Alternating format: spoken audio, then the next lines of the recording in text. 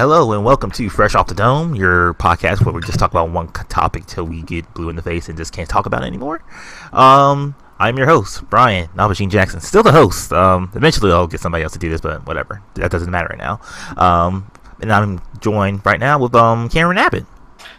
Hey, hi there. Hey, how are you? I'm doing quite well, actually. Doing quite well. Just got home from work, so. Oh, so you're fresh. Yeah, I got a fresh mind, ready to go. All right, cool. It has not been dragged down by dealing with students' issues all day today. For sure. So this episode is going to be all about the Dragon Ball Z FighterZ beta. What? Oh, I thought I was coming on here to talk about modern art, or am I? Yes. Okay. I mean, I'm making bad jokes. I'm going to be making bad jokes. I just got home. I mean, if you take like screenshots the entire time you play that game, is pretty much art there. Right. And it is Arc System Works, and that kind of sounds like art, so that's another thing. There you go, man. Oh, dude, So here's the thing. I gotta be upfront. I did not get into the beta, so I have like a million questions to ask you about the beta. Yes. I guess I'll start with that story of how I even got into the beta, because Please. Just like everybody else, as soon as like the register is open, as far as like the register right now for the beta, like of course I did that like right away. Everybody did it. Tried to get on PlayStation 4. I got an email saying like it didn't happen. So like I posted on Twitter about like, oh, I didn't get in the beta. So like sad face, like life is ruined for that day, all that other great stuff. And then I recalled how Xbox was doing this beta thing, and I was like remembering like if you were in the insider program for Xbox Live, that you could get into that, and I was like, oh yeah, I am a member of that, aren't I? And like because I've been a member of that for like a good number of years now. I just like I barely use my Xbox anymore, unfortunately. But like I was like, yeah, like so I just intentionally like got Xbox Live for like a month, and just like as soon as like someone put out the tweet saying like, hey, it's live for insiders, to do it, and like it's like a limited, so like you have to get it right away. I did that, and like I was like one of the few hundred people to actually do that. Man, that sounds like something people would have been more into. Yeah, like see, the problem with that was because it made it so it's private but it's open at the same time. Because what you had to do, you had to like open up the app and just go into the where it wasn't inside the app and just like download from there. So like if you were in there, you're able to get it. But like I guess they didn't like police it all that well. So like pretty much the entire time the beta, the Xbox version was pretty much fucked. It was pretty much fucked. You couldn't play online. Oh, I remember that. Yeah. So yeah, wait. So what was your situation? So like the first couple of like the beta was only like 2 days and like only certain hours of the day during that time. So like or servers, in order to keep servers from shutting down. Yeah. So like pretty much at the first beginning parts of the beta, you just had like the trial version at least for the Xbox version. Like PlayStation 4, it was smooth, flawless. You can go online just buy PL the entire time. For the Xbox version, like they didn't have the online going at that time. So like what they pretty much just had was just like the demo of the game. So like what you do, you would decide you hit start. It would just randomly pick 3 people for you. It'll randomly pick 3 people on the other side, and you just go get the computer. And like the computer was like pretty much on easy. Like it was like any challenge at all. But like doing that though, gave me time to like actually figure out how to play the fucking game. So like eventually, like on the last day, at pretty much the last hour, when the online actually did work and I could go against other people online, I pretty much knew what I was doing compared to everybody else. So I was like winning matches constantly, and I thought that was a great feeling. So which never happened. So yeah, but that was like great. Like I was having so much fun doing that. But yeah, that's pretty much the general story about that. It only lasted 2 days. Like it was like only like a certain hours of the day, so like it was limited access, but like pretty much any time it was open, I was in that shit and I was playing it like almost nonstop. Dude, that's awesome, man. That's really awesome. Yeah. I did not get into the beta, as I mentioned before. Not only did I not get into the beta, but I seethed in jealousy at those who could get into the beta. As I watched constant like people playing it, and I'm just like frothing at the mouth, just like wanting it so badly. It's crazy how limited that beta was, like compared to like almost any other beta, like even like closed betas, like at least like one of our group of friends, someone in our group of friends will get into, like, and as far as I know, nobody got into it. And I'm like, that's crazy. The only person I know who got into it, I think, was Danny Juarez, who got into it. I think he got it off Barrett though. Oh, because Barrett works at IGN. Yeah. So that's so he snagged the code from that, or Barrett had the code for it. Anyway. Yeah. Maybe. No, that's awesome. That's so awesome. Trying to think. I have a bunch of questions to ask you. So that's how you got into the beta, which is cool. Mm-hmm. Now, I do have to ask. So I am a massive Arc Systems nerd wanker. I love pretty much all the games they put out as far as their fighting genre goes. Okay. So I was, like, we're talking 14, 15 years ago. I walk into, this tells you how dated it is. I walked into Blockbuster Video. Okay. And I walked up to a game that I said, man, this game, this is the 20th iteration of the game? Like, what kind of game gets 20 sequels, you know? Are you talking about Guilty Gear, or what were we talking about? Yeah, okay. Guilty Gear X. So that's how I got in, double X, 2X, whatever you want to call it. Oh, you thought it was the 20th one? Yeah, I thought it was the 20th one, because I was like, okay.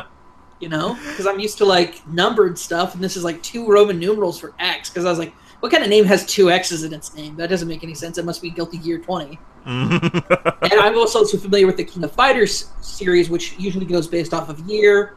And so there's been there's been 20 iterations of that game by now. So of course I'm like, oh, okay, yeah, sure. This game must be like as old as that. They must be doing yearly iterations. So I picked it up and was brought into a world of heavy metal, rock and roll inspired fighting characters. Mm-hmm. And being that my favorite band of all time is Queen, like Soul Bad Guy being like the Queen, like Queen made flesh, like Queen songs made flesh. And I was just like, I'm so into this, and I fell deep in love with Guilty Gear. So then when they announced that they would be putting out a new game called Blaze Blue, which had a white-haired anime boy, which is like, okay, all right, I'm down with that. Mm-hmm. Who's not Chip Zaniff, so like, okay, and I immediately fell into that hole. I got way too good at Blaze Blue. Like I was playing people online. Like I normally don't do that, even though I love fighting games. I normally don't play online with people. Right. I'm the same as well.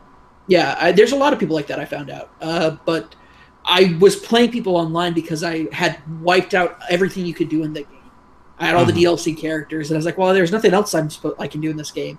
And a buddy of mine was watching me play, says, dude, why don't you play online? And I was like, what? And he goes, yeah, I want to see you play online. I was like, okay. And I played up against a guy, and I just, like, I wasted him. And I was like, it must be, like, lag or something. And the guy sent me a message saying, like, hey, you're pretty good. You probably shouldn't be, like, did you, like, is this one of your alt accounts? And I was like, no, this is my main Xbox name. And the guy goes, that's crazy. Like, I would think that you'd be playing better. I was like, oh, that's nice. But like, I don't think I played on any, like, super high level. I was just introing into the game, so they put me with a lower level player. Right. But I really didn't touch it too much after that, playing online. Enough to, like, know that I was okay. And that online play fighting games does work, actually, and isn't a hellscape of lag. And, you know, bull garbage, like, cross-frame problems. Like, Anyway, right. I have a bad taste in my mouth about playing fighting games online. Yeah, I'm in the same with you. Like, locally is always the way to go with me, and like, definitely like when I like not as much anymore, unfortunately, but like I used to hang out with a group of friends of mine where like all we did was just play fighting games, and like that's how I got really into fighting games, just because we always just play it, like we all just go to like one of my friends' house and we all just play it together locally, just right then and there, and like that's always the best. It's the best type of feeling. Like my favorite fighting game of all time is Capcom versus SNK 2. Nice. That's a good pick. That's a solid pick. Yeah, and that's just because we played that game like every fucking night, and we would just go at it. It was so customizable. It's how as far as you can do the systems, as far as like the meters, or like you want to go like do like V gauge or K gauge or whatever gauge they had in that game.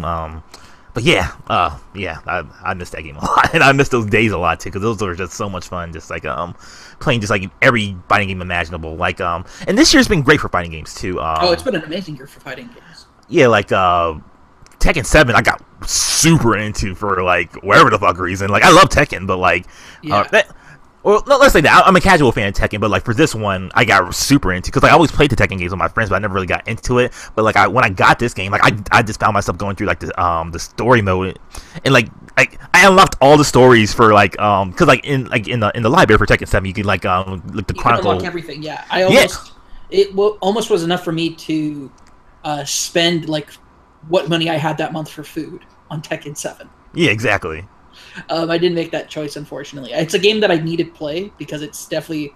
I need to see if it's going to qualify my game of the year. You got Guilty Gear, Exerd, Revelator 2, which came out. I'm still plowing through Revelator 1 right now. Mm-hmm. I realized I'm like, I can't do this on a controller. I need a fight stick. So I've been working my way into trying to get a fight stick. Trying to find it. Like I have an old fight stick, a V3 fight stick for the PS3. Yeah.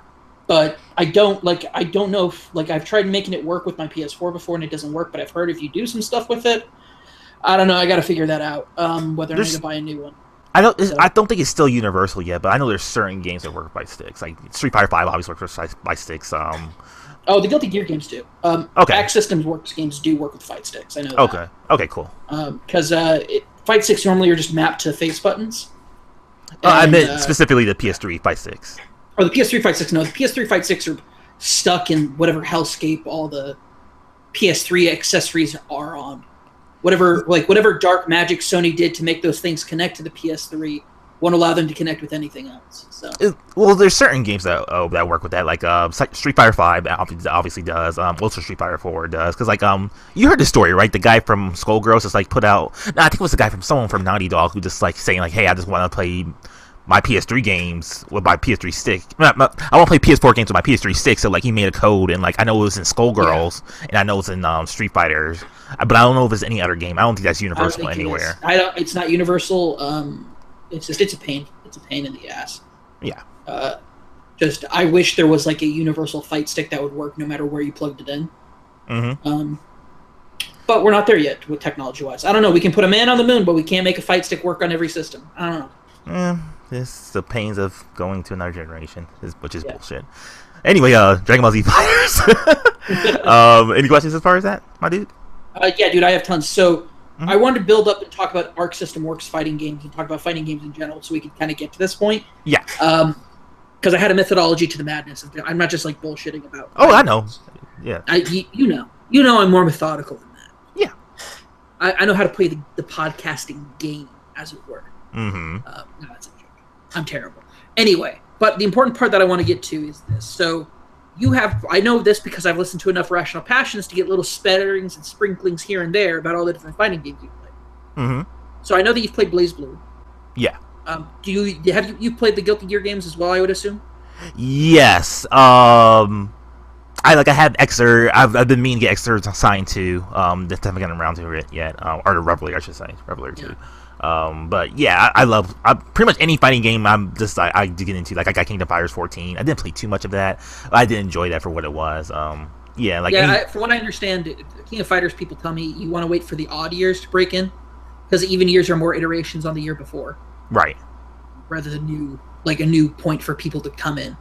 Yeah. So, like compared to 13, 4 is not that great. 14, I should say, is not that great. Yeah.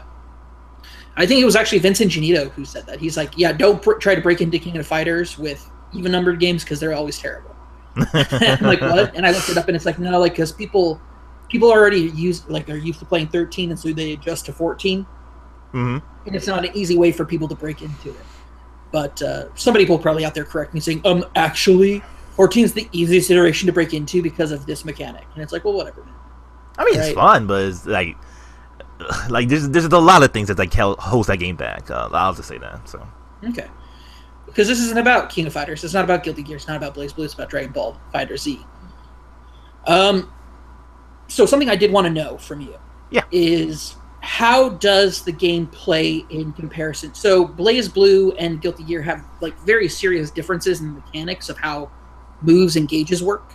Mm-hmm. Which would you say Dragon Ball FighterZ is more in line with? Actually, I'll even bring in a third option here. The Persona fighting games. Yeah, Persona 4 Arena. Persona Arena games, yeah. it's interesting, right? Because like this is like pretty much its own thing, because like compared to like all those games, even Persona to a certain extent, like this game is like crazy accessible, and I mean that because like as far as like your meter, for instance, like how does that build? How does that work? So like the meter, I think you start off with like generally just like a 1 bar first, but like you know, like when you charge up your energy, like, you know, typically in Dragon Ball, you power up and everything like that charges up your meter. Like there's an old Super Famicom game, one of my favorite games actually, Dragon Ball Z Hybrid Dimension, where like you like power up, like your power up is your life gauge in that game. So like you have like up to like 900 and like down to like, you know, down to 0 or whatever. And like it's similar to that, but not exactly, because it's not your life gauge, but it is your meter. So like if you like knock your opponent aside, or if your opponent does absolutely like does something like if your opponent doesn't hit you for like a good while, and you just charge up, you can max out your meter all the way up to 7. So like that, like it's similar to like Budokai 3, I guess you could say, because like you can just like, okay, I'm familiar with that. Okay. Yeah, just like charging up and just like getting your meter all the way up full is pretty much just like that. So it works out great actually. Nice, that sounds awesome. As far as like consuming your meter, like how does so Dragon Ball fighting games are usually broken down into, in my experience, 3 tiers of abilities. Mm-hmm. You have charge abilities, where you charge into the opponent and you do a physical attack. You have lower end ki ability or chi abilities, and then you have high end chi abilities. How, like, is it still broken down that way, like it is in most Dragon Ball games, or is there a difference now? There's a slight difference. Like, let me try to think for an example. Let's say Vegeta. Yes. So Vegeta. You know, like Vegeta has like his like usual like rapid fire like fireball attack. Yes. That he usually does. Like that's like that's a regular move for him. It doesn't consume any meter or anything like that. So just like interesting. Okay. Yeah. So like it'll be like a quarter circle, and you just hit your fire button. So I guess I should mention too, like as far as the button layout, it's like it's a 4-button game. So it'll be your light, medium, and heavy attack, and then your pretty much your key attack is your A or X button on your PlayStation. Okay, I was curious so how if they were implementing key moves. Yeah. So like if we want to compare something like Budokai 3, like Budokai 3, like every time you use like a fireball, it will like waste your meter or to an extent, and it doesn't happen right here. Like fireballs, you could do like standard like low level key attacks like as much as you want. Like Goku, for instance, and Krillin as well. Like they could do Kamehameha, so you do like a Hadouken motion. So like and that doesn't use any meter either. So like that's just like a standard move for them. Okay. So your meter usage is basically only like when you teleport. You know, like you go up behind them, like just knock them aside, kind of similar to Budokai 3, but like still slightly different from that game. Sounds very similar to Xenoverse 2 I played, where you were able to do that. Yeah, that as well.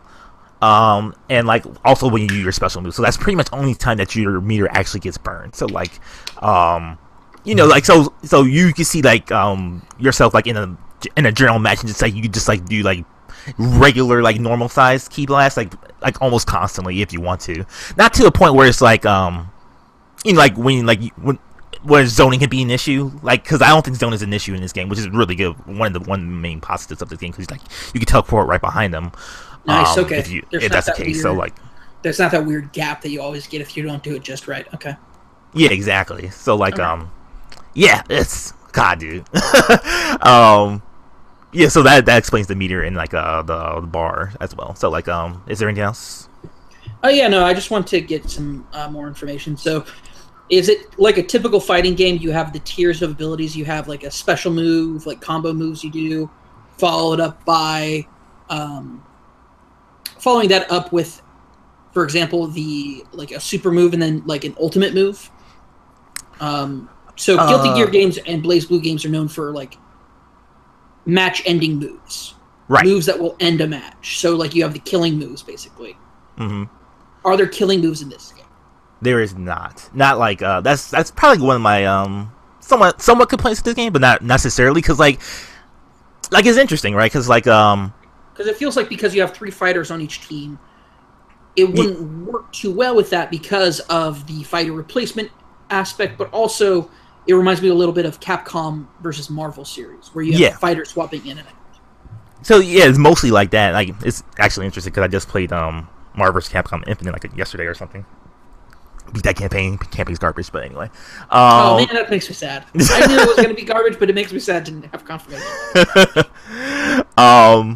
But it is similar to like a Marvel vs. Capcom game where you can switch out players and stuff like that. So like it's not something as far as like you don't have like a in-game move or something like that, or like when your health is like at like 30% or something like that, you can just like do a move and like instantly kill something. So they don't have anything like that in the game. However, though, like probably the best thing about playing like this game, I feel like it's like everything feels like is like desperation. Everything feels like that. Like everybody's yelling, everybody's screaming, everybody's like everyone feel like they're going all out. There's like this dude is attacking, and you feel that when you play this game, right? So it's like for instance, like just in general, like every move, like almost every move that you do that's like a special move, quote unquote, is like a desperation move in a way.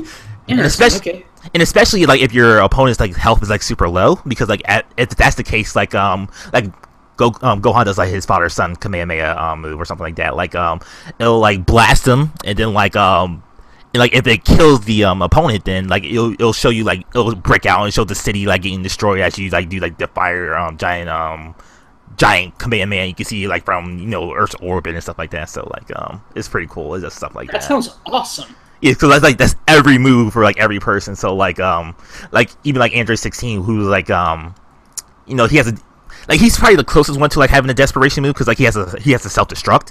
And how does the self-destruct mechanic work for him then? Just like a full bar.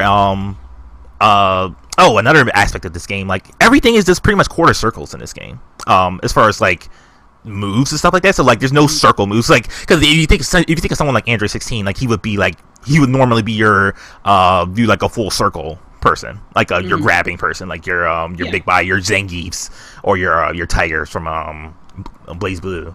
But like everyone is like pretty much just a quarter circle move, like quarter circle, 2 buttons, and that's usually like your general special move. So like that's super easy, super accessible for like almost everybody. It's kind of similar with Marvel vs. Capcom as well. Actually, they have all their moves hit pretty much a quarter circle. But like as far as his self-destruct, I think it instantly just kills like one person. Like if it hits them, obviously. And like I believe like Android 16 is just like pretty much just like at 1 bar left, or if not, it just completely kills them. So like it's like something to that aspect. Fascinating. Okay. So of course there's no details about a story mode. More than likely you'll just be playing through very popular moments in, if there is one at all. Actually, there is some details of the story mode. This came out today actually from TGS. Like they're introducing a new character called Android 21. I did see notices about that, but that's story related? Yeah, that's the whole story campaign is her. But I don't know if you can see this, Nabeshin, but I'm very interested in this. It's a totally new character designed by Toriyama. Just like being part of it. As it should be. Nobody should make a character that's not Toriyama and put it in the Dragon Ball universe. Just don't do it. Yeah, that'd be nice. But like no real details have come out yet. But like like we've seen like trailers of it. It's like there's like different, like it seems like they're going to fight zombie versions of themselves or something like that. Because I've seen like zombie looking Goku and stuff like that, and Vegeta and like Piccolo like in this mass mob that's coming towards them. So like so I don't know how the story's going to play out, but like there's definitely a story mode in this game. Yeah, and like they're introducing this new character, Android 21. Like, so I don't know anything about her, like as far as details, but like she seems like a cool character, and like she seemed like a cool character. In the promotional image I saw with her, she was like with Android 16, and I got like a little bit of like a.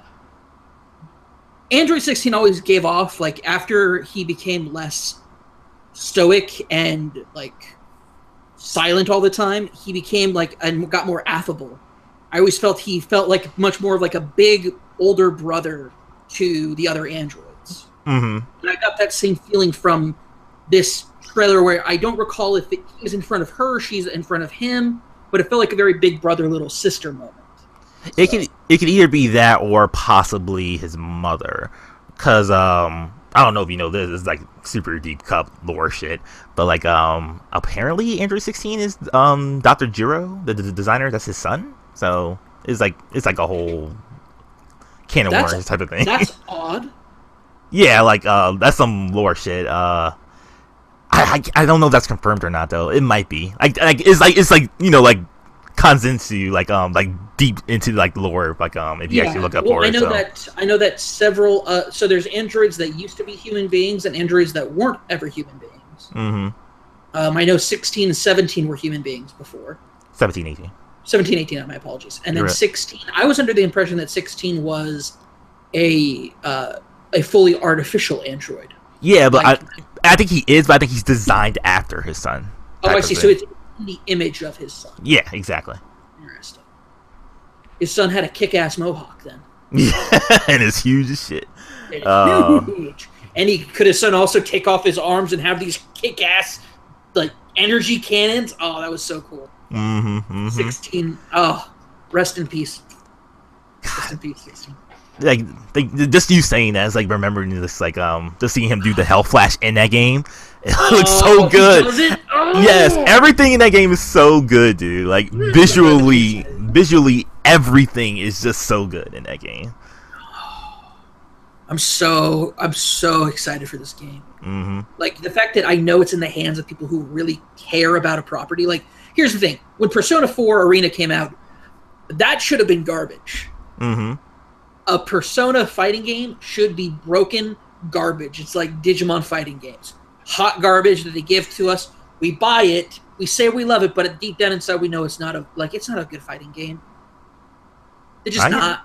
I hear but you. like, you know, and I've been burned with some Dragon Ball Z fighting games. I've been burned, heard on that one. Nabeshin. I've been burned, heard. But, God, what was that one that came out on PS3? PS3 and Xbox 360? God, what was that called? Oh no, what was that? Oh.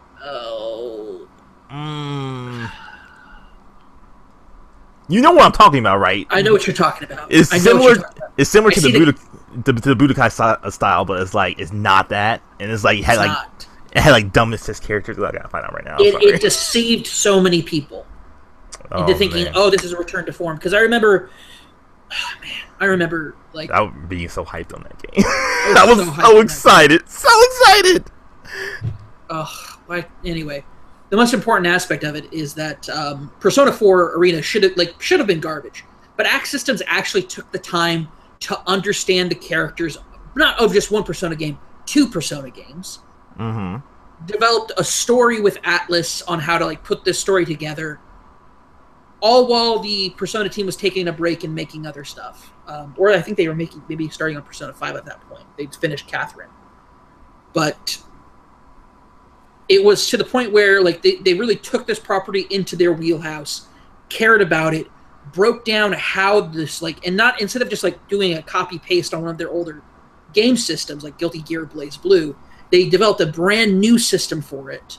A brand new entire like sprite model system for it, like design wise, how each person would utilize their personas in different ways. Like they put a lot of care into it. And so knowing that it is in the hands of people who care this much about a property that I have no doubt every single member of that staff finds influential, at the very least, if not adores it and loves it and has care of it, watching it as a kid growing up. So that it's in their hands, I feel not only just hearing what people were saying when they announced it, I was like, okay, this is in the right people's hands. 100%. And to see it come out in the beta and people raving about it, I want it so badly. It's so good. It's Burst Limit, by the way. That was the game. What did I say? I said it was Burst Limit. That was the game, by the way. Burst Limit. Oh. Yeah. Oh. Sorry, when you said that, it made memories come back. Memories that could never be fully forgotten, but are now... It's like a Vietnam flashback right now for me, man. Oh, yeah. Such a bad game. It was. It really was. I'm not gonna lie, like, bad Dragon Ball Z stuff really, like, killed my enthusiasm for the series. So when they said, we're putting out a brand new Super Dragon Ball series, I was just like, don't. Just don't. Just leave it. Just leave it. Just leave it. I don't. Like, they're like, this is a new Dragon Ball Z movie. And I'm like, don't. Like, just leave it alone. Like, you've done enough to my childhood. I don't need this too. And then, like, the Battle of the Gods was actually pretty okay. Yeah. The next one with, like, Super Saiyan Frieza was pretty cool, too. Mm-hmm. And then they're like, "Whoa, by the way, GT, which happens along this timeline, we're shifting it. Yeah, it's Brand like, new just future. fuck it. No one liked GT anyway, so it doesn't matter. But at the same time, they took stuff that you knew that you loved, which was like the idea of Gohan being like a dad and being like loving like having a daughter, Goku being a grandpa, which was actually like his grandpa interactions with Pan and GT. What was made GT okay? Yeah, that like Pan was my favorite character in GT. Because she was everybody's favorite character in GT. Trunks sucked in GT. Oh, no one liked Trunks. No. He like, when did this like kick-ass like kid turn into such a naggy adult? Like, it's like he's like, I'm babysitting people through the galaxy, and it's like, come on, dude, no. Have adventures. Goku, even though he's in a kid's body, is still an adult. Even though as an adult, he's still a kid. Right. So it worked. But I like that they're saying GT was cool. We're going to take the stuff that was cool about GT and like push that aside, and we're going to focus on like really awesome stuff. And they did. They're like, oh, by the way, yeah, negative Dragon Ball stuff, that still happens, but it's totally different this time. And you're just like, yeah, okay. And they're like, you know how everybody was like weirded out that Gohan became like stopped fighting and couldn't go went Super Saiyan rather than like ascending back? Yeah. Scratch that. We're putting Gohan back into being Mystic Gohan, reaching his power limit, and we're going to keep teasing you that he could go Super Saiyan God. He'll probably never go Super Saiyan God because Gohan is the eternal jobber of the Dragon Ball universe now. Yeah. Still my favorite character, though. There's still time. I just want to return to form for Gohan. Because I hate that.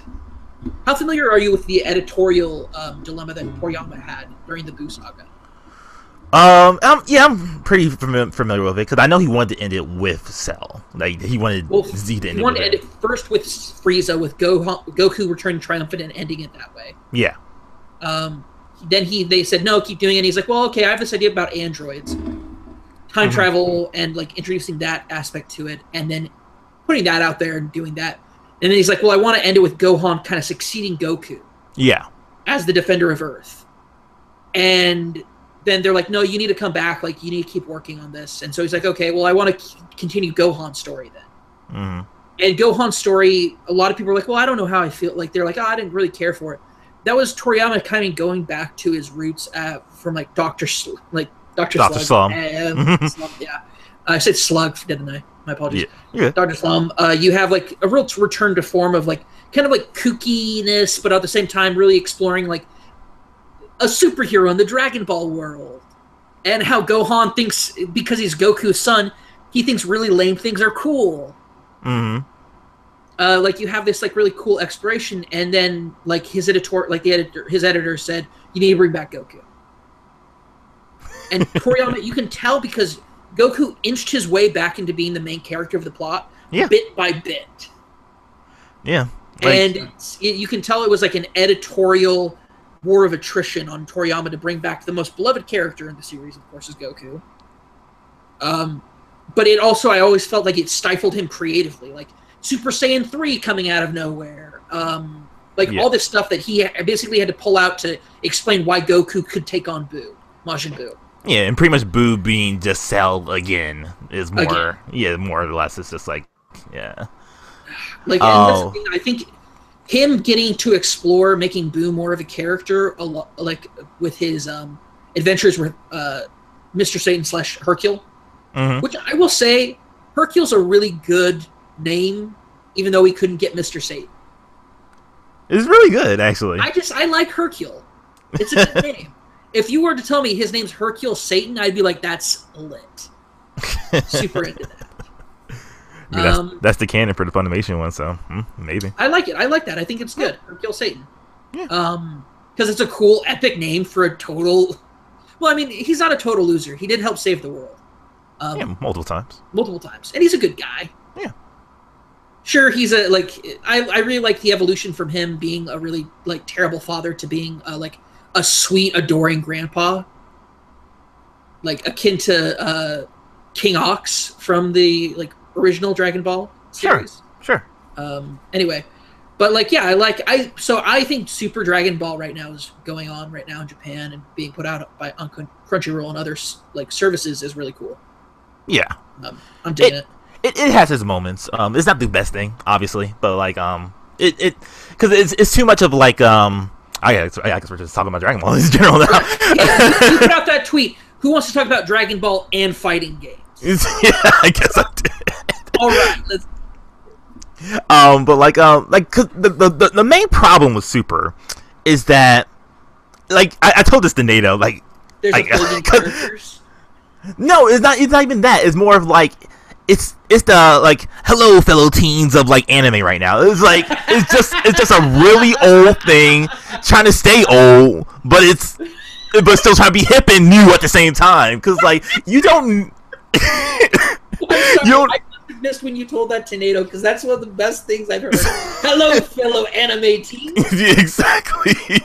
Because it's like it's just trying to be like it doesn't need to be like an every week show, like for fucking real, honestly, like especially.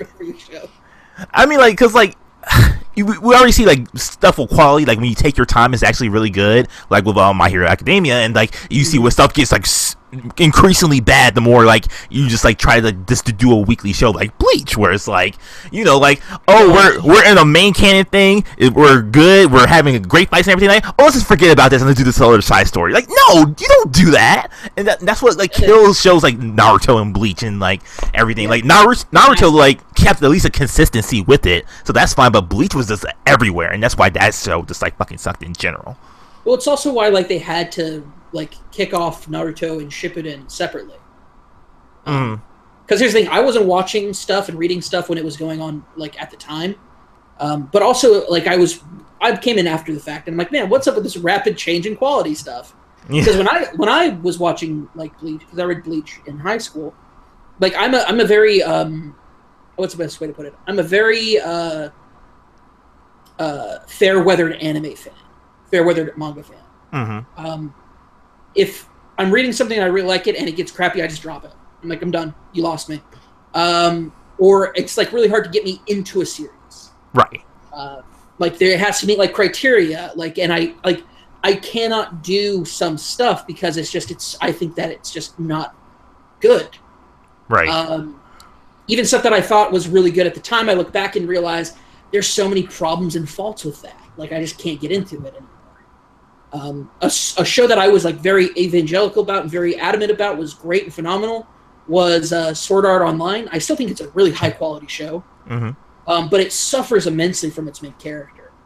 And it's this idea that, and I hate that this has come back into anime and manga, of a character who is just the best. Like, oh, okay, yeah, okay, I get what you're saying. Yeah. Like just the best. Like, oh, they're the best. Like, yeah, they have other character flaws, but it doesn't matter because they're the best. You're etchy and never lose. Roma. And I'm feeling that from Super Dragon Ball as well. That then they tip it on its head because it's like all of a sudden, oh, Goku lost? What?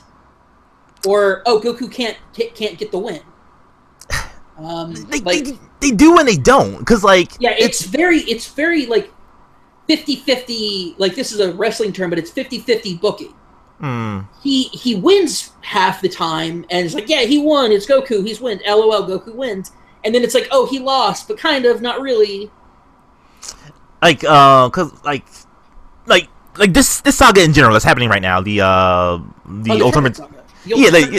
Oh. I think it's a good saga so far. Yeah, but like the problem with that was like the way they promoted that shit. Because like when they put out that splash image, it was like, oh, it's Goku, Vegeta, Gohan, Piccolo, what? Krillin, what? Majin Buu, what? Ten Shinhan, what? Master Roshi, what? It's like, yeah. 17? What? Android 18? What? It's like, oh, this isn't a Saiyan show. This is like actually gonna have like all these other players into this, and like, that sounded so good and conceptual at first, and then like I should have known when they got rid of Majin Buu unceremoniously, and that really made me mad. And it was like they brought in Frieza. Such a good open match, yeah. Yeah, and then Brian Frieza, which is, that's a good dynamic. It's like, oh yeah, that's interesting and everything like that. But I was really wanting to see Majin Buu because I haven't seen Majin Buu since the Majin Buu saga really get his fist dirty.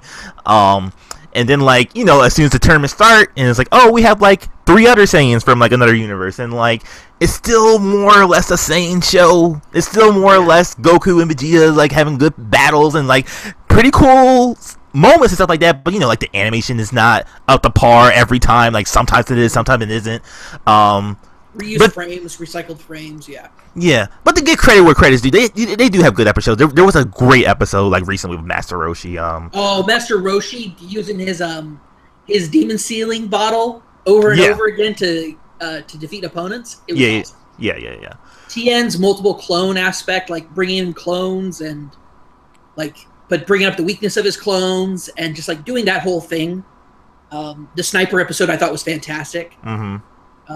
I thought the sniper episode was great because it was actually 2 characters acting as a sniper, which made the dynamic far more interesting.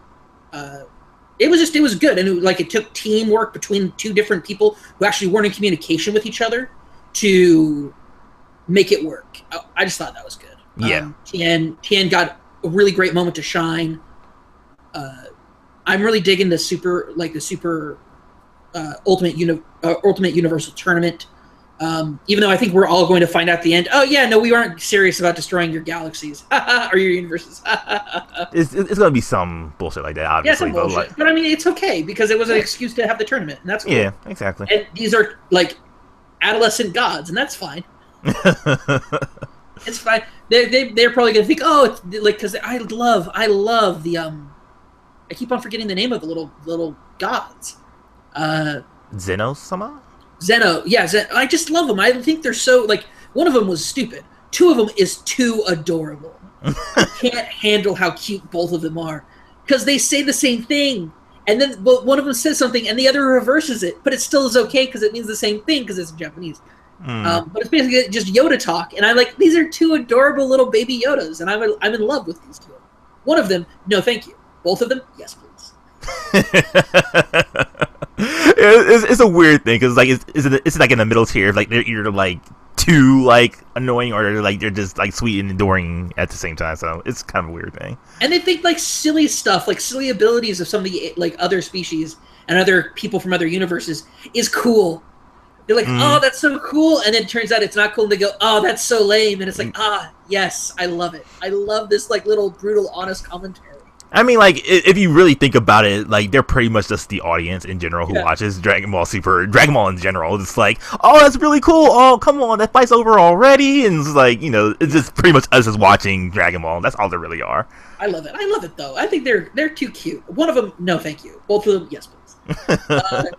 That's my feel on that. But yeah, no, I love, and I'm really curious. So, do you think that we will get different versions of each character? So we see Teen Gohan, Cell Saga Gohan in the demo. Mm-hmm. Is there anything to infer that we'll get a more adult Gohan, a Mystic Gohan? I'm really curious because I see everybody go Super Saiyan right away at the beginning of the match. Will there be base versions of their characters with different abilities? That was something that was really great about the Budokai games is that you didn't always want to start off just by picking the Super Saiyan form of the character because you would lose certain abilities like Spirit Bomb and Kaioken. For Goku, for example, or Vegeta would lose some of his abilities. Everybody lost abilities when they went to the Super Saiyan level of if you automatically selected that level because for balance reasons it kept it more balanced, right? Because they would also unlock other abilities. Is there anything to reference that we might be seeing something like that, or is this just Teen Gohan, Goku, this is it? That's the way that they are. It seems to be that way. Just a general these are the characters, and that's what you're going to play as. Okay. I could see them doing adult Gohan in here because because almost every Dragon Ball fighting game has the teen version, the one everyone likes, and the adult version, which is the Mystic version. So I could see a possibility of that happening. Because I really want to play Great Saiyaman versus anybody. Sure. Unpopular opinion, Cameron. No, I'm joking. I just thought that would be funny. I like Great Saiyaman. I love Great Saiyaman. Great Saiyaman's what are those guys? The Ginyu Force. Oh yeah, yeah. It's basically like, because that's his whole thinking is like, oh well, the Ginyu Force was super cool when I was a kid, so I'll just act like the Ginyu Force. It's like, it's not cool, man. It's lame. It's weird that like that theme just keeps coming up constantly. Just like, not Ginyu Forces, but like just doing poses like Ginyu Forces, like, and no one's ever going to top the Ginyu Force. That's the thing about it too. No one's ever going to top the Ginyu Force as far as poses. Like, even Great Saiyan Man, as much as I love him, like, you can't do that. And like, they keep bringing like substitutes for that. Like, they had like those dancing whatever guys on GT, and now they have like these Super Sentai people in Super right now.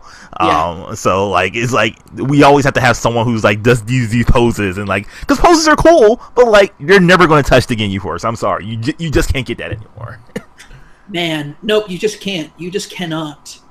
Because nothing was as great as, like, just nothing's as good as them. Being the Ginyu Force. When they're introduced, being like this fighting force of 5 dudes who'll just, like, wreck shop. And I don't know if it's in the Japanese version, but the dub version of them having a bowling team is one of the best subplots that is never going to be explored. In the history of Dragon Ball, the Intergalactic Bowling League never being brought up again, and the Ginyu Force being the champions of it, makes me so sad. Like, a part of me is just going to be eternally sad because I'll never see it. 1, because I don't think it's in the Japanese version, so Toriyama's not going to come up with it. And 2, because that was just a dumb dub thing. But it's so interesting. The fact that there's an Intergalactic Bowling League that the Ginyu Force were a part of. You know, like, I would normally say that's some dub bullshit, but like, I can because like, you can see Toriyama doing that. Yeah, because like, you know, like, I'm generally a big fan of the Japanese sub of it, and like, they do say stuff generally in that area. So like, I don't remember it being happening in there, but like, it's a possibility. I'll let you know that. So I'm not quite sure. I want it to be true. I've always wanted to look it up, but I don't want my hopes and dreams to be dashed. As long as I can't confirm it, there is hope. Getting back on track though, like, is there any systems? Is there any other systems? Yeah, no, I have a couple of them. So they won't have. It doesn't look like they'll have the alternate work on that with the different character models, which makes sense. This is a much smaller project for Arc System Works. Yeah. It's a more focused project. It's licensed. I can see them like just taking this to be a short-term project for them. They're known for doing that with games. But I know I'm very curious to know whether or not. So, run me through your favorite characters that you enjoyed playing and the characters that you felt. So, are they pre-matched on teams or were they randomly filtered through? Wait, what do you mean by that? When you're playing the demo, and they would give you random 3 fighters. Would it always be the same teams, or would they like swap out? Oh, it's always swapped out. It was like nice. Okay. During the demo version, it was always swapped out. I guess I should say too. When you actually go to the online and go to like versus matches, they have like a little like lobby thing that you can go into. It's cumbersome. It's a whole thing. I'll get to that later, but like generally like you preset like what team that you want to be. So like if you say like, oh, my favorite is Goku, Piccolo, and Cell or something like that, like you can have that preset, and like you know, you can have like a charted out like pre-made like slot list of like your general teams and like who you want to like actually be on you know, your quick select for like what you want to be, instead of like picking like actual characters every time you start up a match and stuff like that. So that's a like nice convenient thing for online lobbies.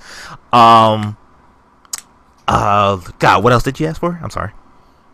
Yeah, like so that was the only question. But now I'm curious. So what about the menus was cumbersome? That's fascinating. Oh, not necessarily the menu. It's like just the online lobby. Like pretty much like what it is like you're like a little chibi version of like one of the Dragon Ball characters, whatever character you want in general, and like it's pretty much like a whole Tenkaichi tournament like in front of you. So you walk up to the tournament and like you talk to like an official there, and then like the official like put you into a match. Not necessarily a match, but like they'll put you in the ring and like you'll stand around the outside of the ring. Oh, I've seen the image of that where because it wasn't working on Xbox. Yeah, exactly. So so like you're pretty much like everybody in the ring waiting for a matchmaking that would never happen. Exactly. And like in the middle, it'll just like show like the people who are fighting in that lobby. Just like you just show just like doing little punches with each other. And like you know, like it's cute and it's interesting, but like it's not like it's not streamlined like a way like someone would actually want it to be. But yeah, like it's fine. I just would prefer something like more streamlined rather than that. I understand. Yeah. I would agree with that. I don't really have many more questions. I think we kind of answered them all and had a good time talking about Dragon Ball. Yeah, is there anything else you want to touch on then? That's a few. Yeah, that's a few things. Talk to me now. So there's assists in this game. So like like pretty much like Marvel vs. Capcom, and like you just like press a button, like someone just like do a quick attack, and then like to just jump out the ring. Something to break up the monotony of combat between two people. Yeah. Yeah, exactly. You can tag out anytime, so that's also a plus for that. Apparently, so like new characters got announced for this at TGS, which was Yamcha and Tien Shinhan. And apparently Chaozu is an assist character. So like apparently you can. Okay. But like I don't understand how that would work for that, because like he's not a character in the game. He's just an assist character. Apparently, like they might have, I might get my information wrong or something like that, but that's what it seemed like what it is. So like I would assume, like if I were to guess what it is, really, I would assume it would be like somewhat similar to like Android 18, who like has like 17 as a quote unquote assist character, but that's actually a character that she can like use at the same time as she fights. Like I guess I didn't really explain that either. Like Android 18, who's probably like the most interesting character out of like all of them, honestly. Because like she just like has her standard attacks and whatever, but like she also has like a call attack more or less for like calling Android 17 and come in and like do like assist attacks. So like she could like throw an enemy and like she'll call 17 and like he'll just like come out like from the side of the screen and like knocks them out of the way, kind of like our Mika in a way, I guess you could say, from Street Fighter 5 with her tag team partner in that game. Yeah. Okay.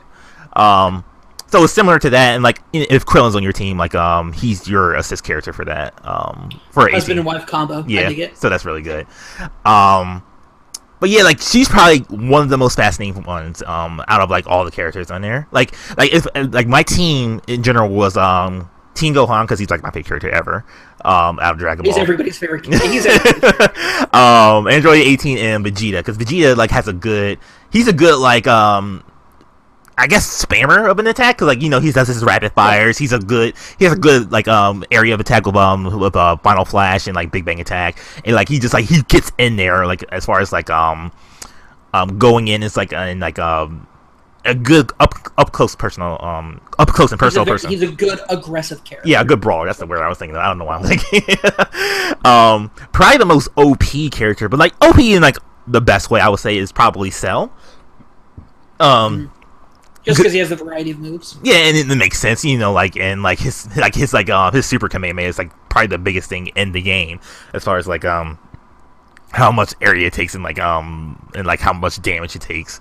So like yeah, Cell's like it's going to be a force to reckon with, but like no one really picks Cell in a way too, because like as far as like combos and stuff like that, it's like your standard like I would say that's more similar to like Persona 4 Arena, where it's like you do have your auto combo without just pressing punch like 4 times, and you'll do like a certain combo with that, but you can also do like other mix-ups and like general like other like decent combos from doing like your typical light, medium, hard, and like do the special attack right afterwards. So like yeah, it's all really good. Probably the person with the most like variety as far as like their moveset, like other than Android 18, is like Frieza. That makes sense. Frieza's very in Dragon Ball. As far as Dragon Ball anything goes, Frieza's always had a very unique skill set. Yeah, like he's very different from everybody else, because she's not. I would say she, because the voice always sounded female to me when I was growing up. It was a female at first, but then they changed it. Yeah, Frieza was always like, because not a Saiyan, not a human, not a Namekian. Very isolated in the abilities that he used and powers he used. The Freezer race, apparently, the Xenoverse just dubbed it. They can't give it a name. It's like, oh, this is the Freezer race. That's fine. I'm sorry, that's a nitpick of mine. No, it's fine. I'm sure if they asked Toriyama, what's the name of the race? And I'm sure he'd just look at them and go, it's the Freezer race. Yeah, like, exactly. Like, what's its official name? It's the Freezer race. That's like, it's on his notes. Freezer race. That's it. What are you talking about? Trunks always had blue hair. What are you talking about? He never had purple hair. Trunks had blue hair. What is that? No, brother. That's. I've always taken it actually like Trunks getting bluer hair is more like his purple hair as a baby and child slowly turning blue. like as he gets older. That's how I took it as. Is more of Toriyama forgot in that. It's more like Toriyama's assistant actually did it with blue ink, and he's like, it's supposed to be purple. And assistant's like, should I redo it? And Toriyama's like, no, I'd have to redo it, so don't. That's basically how Toriyama does a lot of this stuff, honestly. I mean, the man's a legend, and he gets away with that because he's Toriyama. Yeah. Because you don't read stories because you care about the consistency of a character's hair. Gohan had like 30 haircuts in the show. It's fine. Yeah, it's fine. God, what else? I don't think there's anything else really I can think of. Oh, cool. That's cool, man. I'm excited. When does the game come out? Have they announced it? I know it's early next year. It's supposed to be in February, which is my birth month. So, like, if it's February 16th, that'll be my birth year. Are you saying that they are that Act Systems Works, as well as the Dragon Ball franchise, is making a personal gift to Brian Nabeshin Jackson? That would be like the dream. That's the dream, at least. That's the dream, man. That's the dream. It's a present to you, a longtime fan. Like, before we actually close out, I do want to ask you, like, who do you want to see in this game? I mean, out of people that have been announced, I'd like to see a Mystic Gohan, because I think Mystic Gohan is different enough. But I'd also like to see some non-Saiyan characters, non-Android characters. They did a good job so far with Yamcha and Tien Shinhan so far. Tien being in there, I think, is great. I think Tien has some awesome moves. Yamcha, I'm excited. I've always been a big fan of Yamcha's... Sokidan? His Spirit Ball attack? That's just hard. No, actually, I've always been a bigger fan of his Wolfang Strike. His Wolfang. Oh, Wolfang, yeah, for sure. Wolfang Kick, Wolfang Punch, Wolfang Strike. I've always been a big fan of those moves from the original... Because my introduction to Dragon Ball was the UPN having the original Dragon Ball show. Yeah. Oh, dude. Oh. Yeah, so when I say I'm a fan, I've always been a fan of Dragon Ball. I'm talking like adolescent Cameron Abbott watching UPN, channel 16 or channel 8. If I'm on the non-cable box, because we had the 50 channels that you got with the black box from cable. Prior to everybody having a billion channels, you had the 60-something channels. But then but it was channel 8 if I was on the airwaves. See, for me, for Dragon Ball, it was always on a Sunday. It was always at 6 o'clock in the fucking morning. Yes, and it was on Fox for me. Because they did the first 13 episodes of Dragon Ball. Then they eventually just transitioned over to Dragon Ball Z. And Goku has a son. Okay. Yes. And there's Piccolo's here. Okay. Who are these characters? Piccolo? We don't know. And then they did that for a good long minute, and then they did that up to where Raditz and Jace were just about to fight Goku, and then they canceled the series, and then they went to Toonami, and then they continued on. Yes. Oh, dude. 100%. Oh, yes. Okay, fuck it. We're talking more about this. How much time you got, honestly? I haven't been invited to anything on Destiny. I've had Destiny up the entire time because I offered to join up with somebody on a raid, but they haven't hit me up for anything. So as far as I'm concerned, I'm good. I can talk. Oh, dude, let's talk about this shit. Let's talk about Dragon Ball. Okay, this is top of the dome, man. We pulled out some stuff that was at the bottom of the dome. Now it's at the top. We're going with it. Okay. Let's go. Dragon Ball, man. So, UPN. Let's talk about UPN, or for you as Fox, the original, the OG anime lineup. Pre-Toonami, what we had as kids. Because I know you and I are around the same age. We were young kids at that time. I remember seeing a show about the first episode of Dragon Ball I ever saw was the one where Oolong.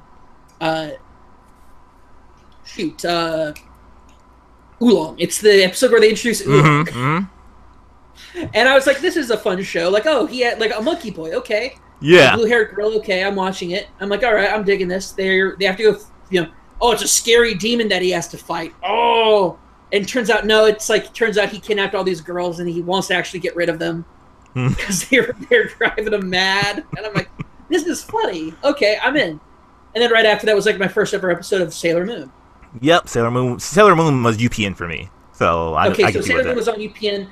It was UPN also for whatever reason also had Dragon Ball for me. Okay. God, what else? Did you ever watch I don't know if you had this God, it was around midnight. I don't know if it was Sundays or Tuesdays or whatever. But we have to put this out for younger kids. Younger kids, there was no select area where you could find any anime. Yeah, it was spread out everywhere. Everywhere. It was little trickles everywhere you could go because everybody was just thought as more cartoons, boring cartoons, which is how we were introduced to it. Oh, it's cartoons. I was, I think, 8 or 9 before I realized this stuff was coming from a different country. Yeah. Like I like we had this stuff for a couple of years before we all kind of all clicked and said the animation's different than Western stuff. This is not Looney Tunes. Right. Like that's how anime was kind of like brought to the U.S. like a small effect, and then you had I'd say the big surge was during the era of Pokemon. Pokemon and Toonami, definitely. Yeah. Pokemon and Toonami took everything by storm, and anime just flooded the market at that point. For sure. Unfortunately, a lot of it was garbage. Yeah. God, like, so, like, I don't know if you had this, because there were certain sections to, like, watching anime. Like, for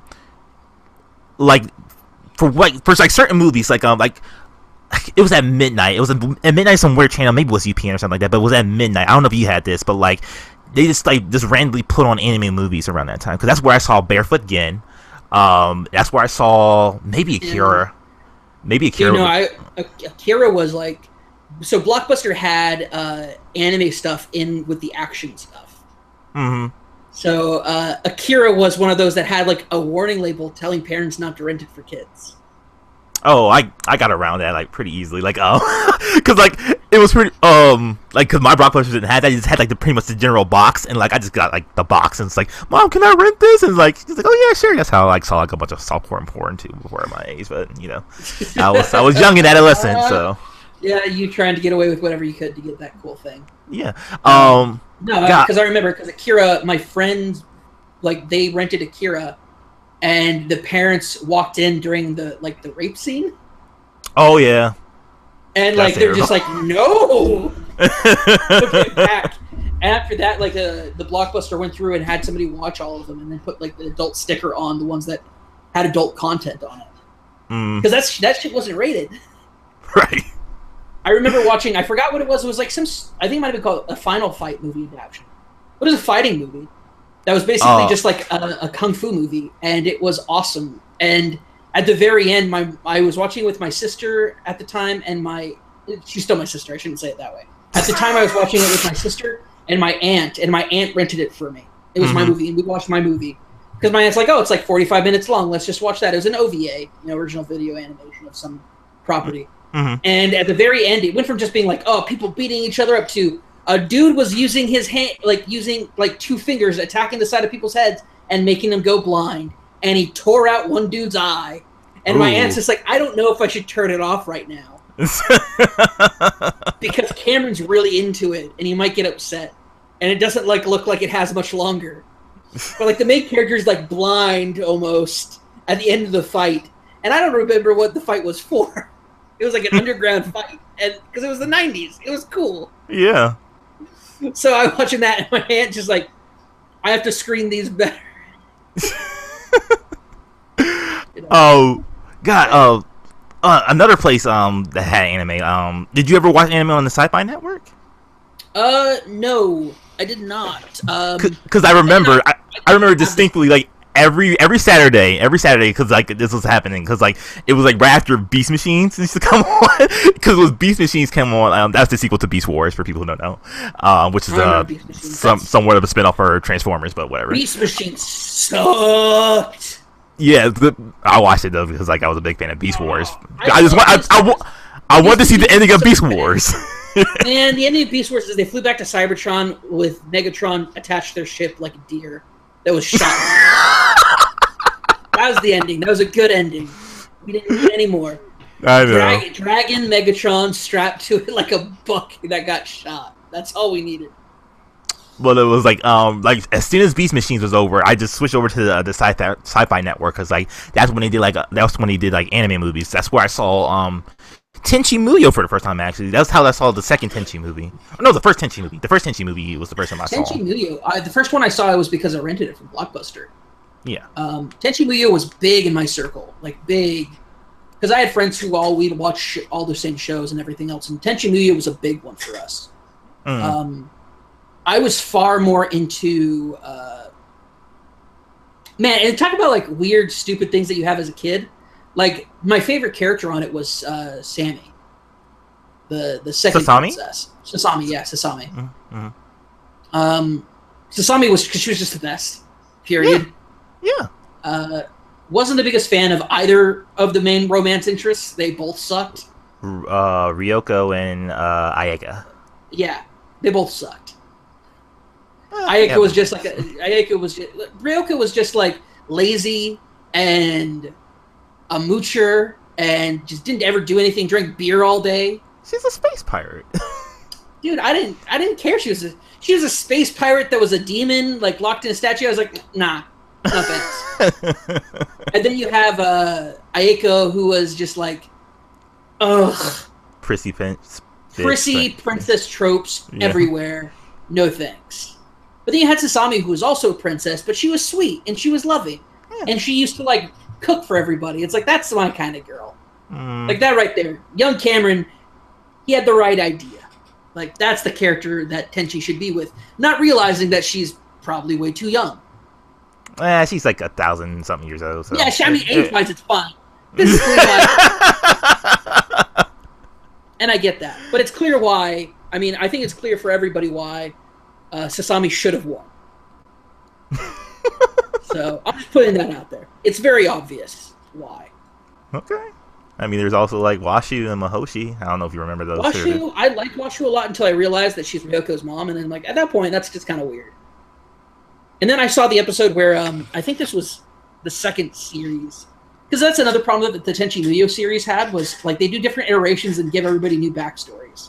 Yeah, it's weird. Yeah, it's weird, man. Because like Tenchi Muyo started as just an OVA, it's just like a series that came out every once in a while. That was great. Then they actually did a TV series, which was Tenchi Universe, and that was that whole thing as far as that. And then like they did another series called Tenchi in Tokyo, which was his own thing too. So yeah, it's a whole shit. So yeah, I get you, man.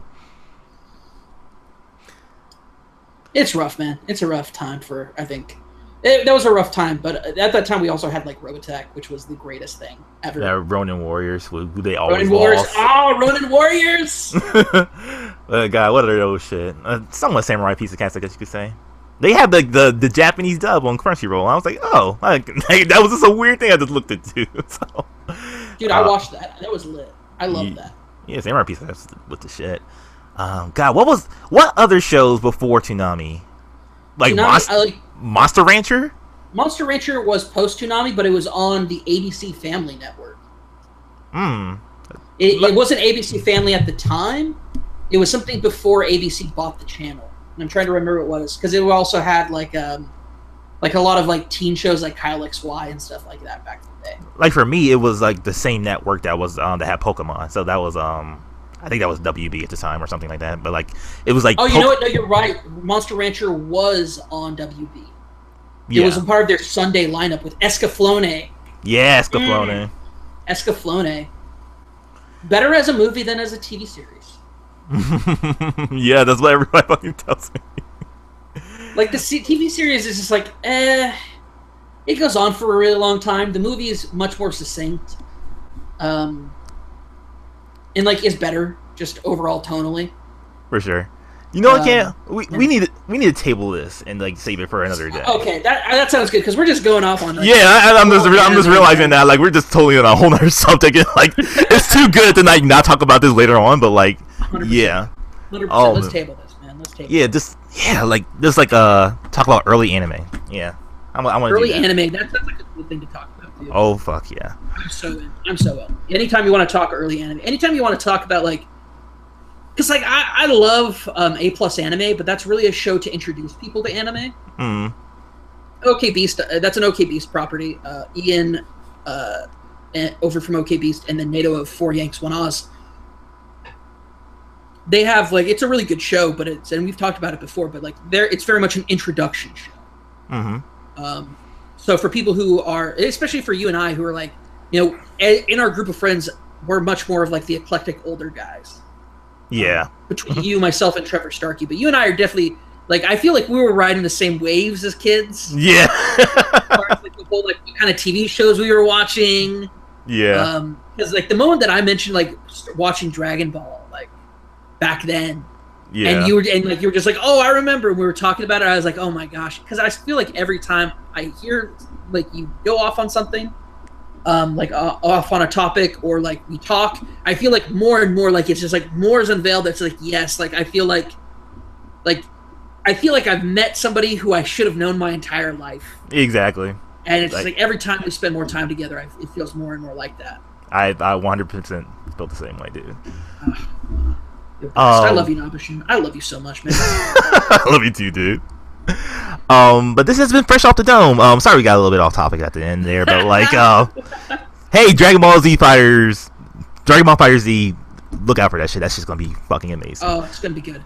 Oh, I'm so happy it's not coming out this year, because that would throw off my entire Game of the Year bracket completely.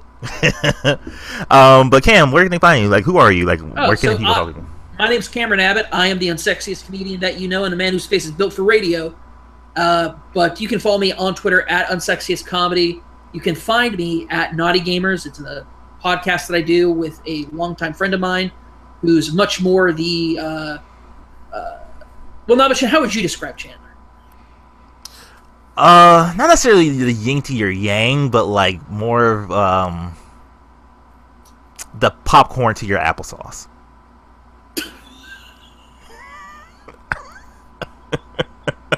I'm gonna call him that tomorrow. We're podcast, because I usually like to throw out a name for him. I'm gonna be like the popcorn to my applesauce. I get it. I think it's like it shouldn't work, but it does. Yeah, exactly. It shouldn't work, but it does. That is a perfect way to describe it, actually. I like that a lot. That's gonna be the popcorn to your applesauce. All right, brother. I love you, man. But yeah, you guys can follow. You can find us. Just go to YouTube. YouTube Naughty Gamers. We have a show going on right now called Star Wars. It's a Star Wars story tabletop game that we're playing. A lot of fun, really funny. Just a funny, dumb show. That's pretty much all I do. Is funny, dumb stuff. That is also done in a way that is very unsexy. So, thus the name. But no, yeah, you can follow me at Twitter. I usually tweet out everything that I'm a part of. I'm also part of Farm to Tower, which is a Destiny thing. I'm realizing now, as I was doing this and I was scheduling out my weekend, just like how much this like hobby has taken over so much of my life. But that's a topic for another time. Yeah, just follow me. SoundCloud.com/NaughtyGamers is a place where you can find stuff. We're on all your podcast services: iTunes, Stitcher, Google Play, whatever you want to find us. We are on it. So, yeah. Well, thanks again, Cameron. This has been Fresh Off the Dome, your topic-based podcast. It's talking about like what's ever on our minds. Like normally just on one topic, and we focus on that alone.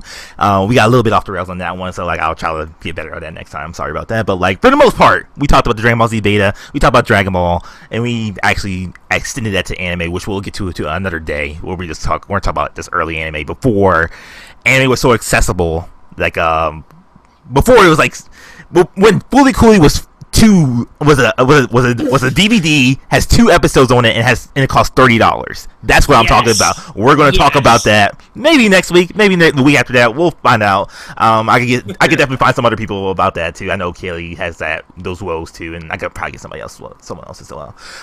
But yeah, this has been Fresh Off the Dome. So thanks for hanging with us. And it's been our pleasure to serve you. All right, bye. I'm coming up with a way to end that, huh? Yeah, it's like a different ending every time. So I can't do an intro. I'll do a different ending. All right. Later, guys.